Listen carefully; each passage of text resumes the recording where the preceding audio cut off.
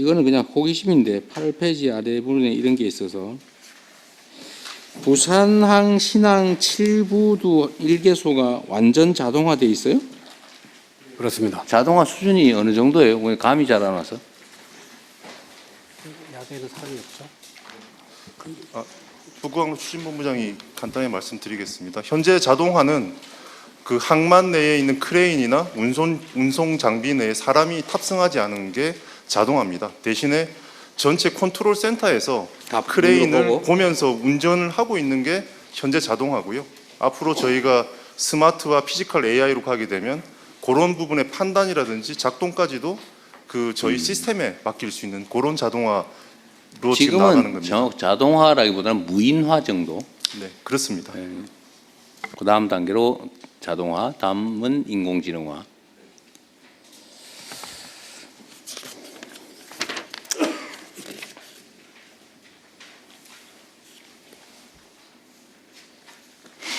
아까 그 얘기 중에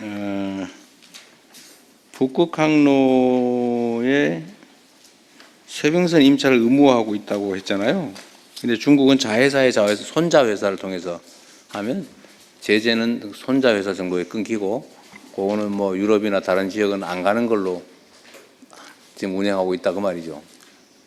지금 그 현재 러시아 쪽에서 의무화하고 있다는 것은 어떤 의미냐면, 현재 러시아에서 그 운항 허가를 내주는 기관이 로사톰이라는 그 러시아 원자력 관련된 공기업입니다. 국영기업인데 거기서 정권을 가지고 있고, 운항 허가를 내주면서 원칙적으로는 세빙선을 부채야 되지만 여름에 그 유빙이 없거나 안전한 항로일 때는 세빙선을 면제해 준다는 식으로 해서 허가를 내주고 있습니다.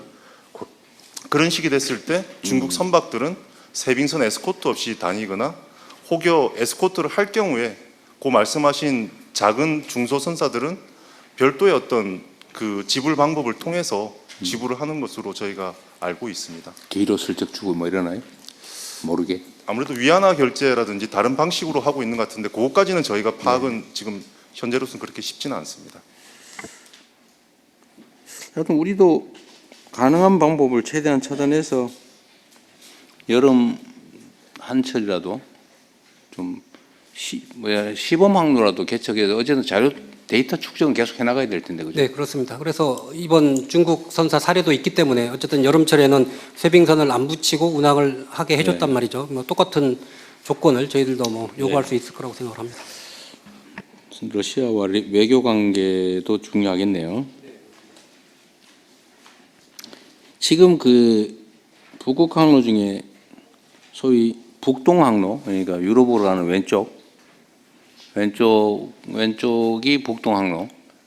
거기 말고 소위 북서 항로라고 하는 게 이제 오른쪽으로 캐나다 쪽으로 가는. 알래스카를 지나서 캐나다 쪽으로 가는 거죠. 연안을 통해서 가는 그쪽은 별로 사업성이 떨어지나 보죠?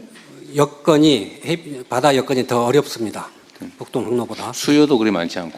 뭐 그러니까 당연히 아직은 이제 그쪽도 그렇게 전체를 운항을 해본 네. 사례가 없습니다.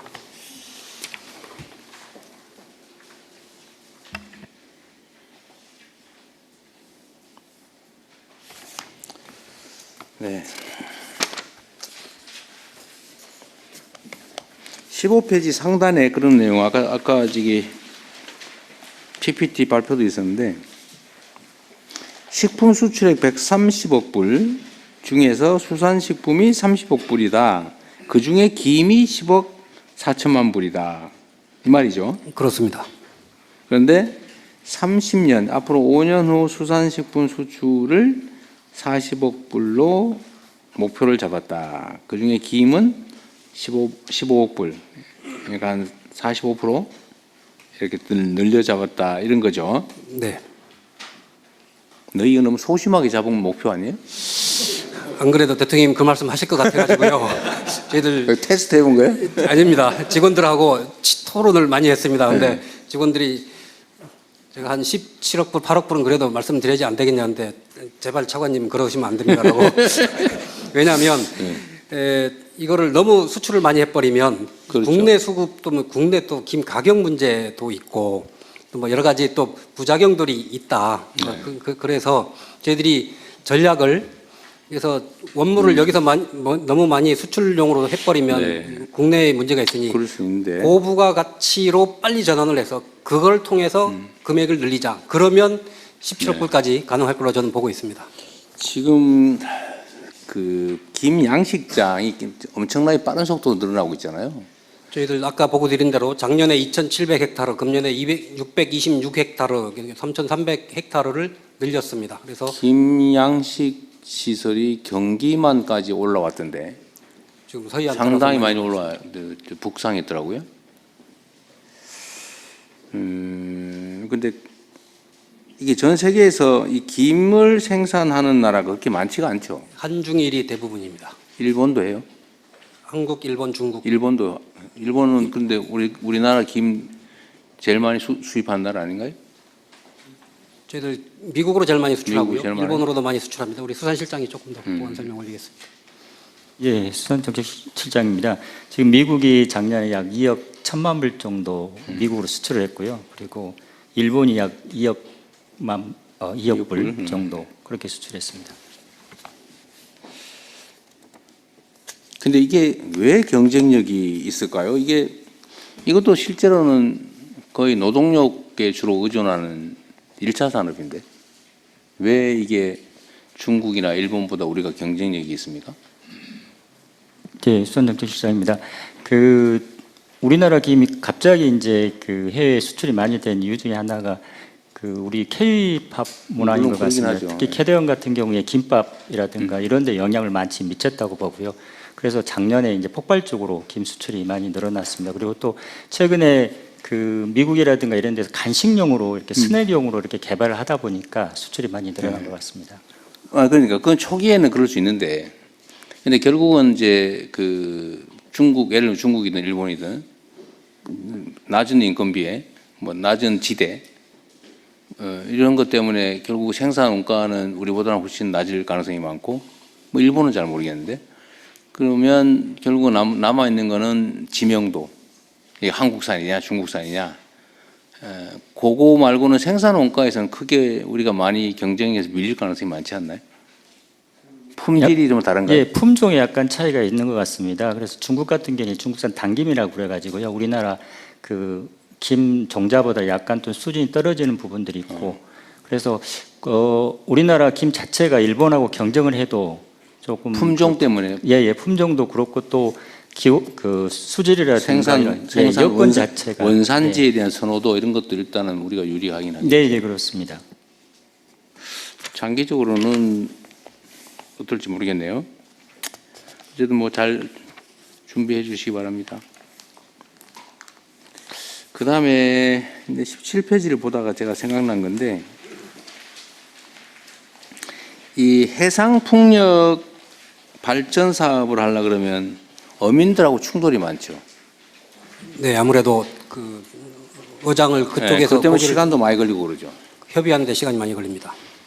그리고 어민들이 제가 얘기를 들어보니까 해당 지역에 있는 어민이 아니고 다른 지역에서 와가지고 그 지역에서 뭘 잡는 사람도 나도 이해관계자다 이렇게 주장을 한다고 그러대요. 실제 그쪽에서 조업한 실적이 있으면 이해관계인이긴 합니다. 한두 번이라도 왔다 간 기억이 기록이 조업 있습니다. 실적으로 이제 확인이 되면은 그분들 입장에서는 어장을 잃는 결과가 되기 때문에 그 부분들도 고려를 하기는 해야 됩니다. 근데 그게 제일 큰 문제라던데 그건 해결 방법이 마땅치 않네요. 이제 현장에서는 그래서 여기저기 아주 기록 남겨놓고 그러면 개발하는데 특히 해상풍력은 여기저기 다 해야 되는데 나도 거기서 고기 잡았었다 한때 조기도 잡았었다 오징어도 잡았었다 이러면 다 보상해 줘야 됩니까? 근데 주장은 하는데 저희들 이제 다 조업 실적, 위판 실적으로 그거를 위판 실적. 입증을 또 해야 되기 때문에 그 입증을 하면 됩니다.